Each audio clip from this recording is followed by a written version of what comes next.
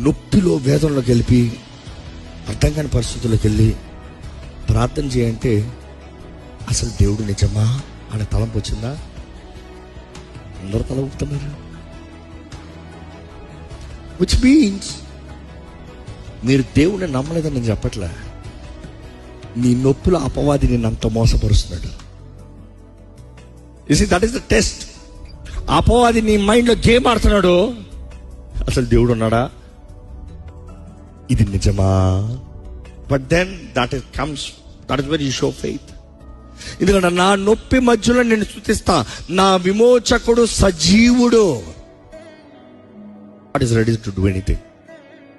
You give up, God cannot do anything. It doesn't matter how many times you try it, keep trying. Don't stop believing God. He is faithful. ఎప్పుడు దేవుడు మీ జీవితంలో జోక్యం చేసుకోవాలంటే మొదటిగా దేవుడికి మొరపెట్టండి. దేవుడు జోక్యం చేసుకోవాలంటే నువ్వు లోపడతానికి సిద్ధపడాలి.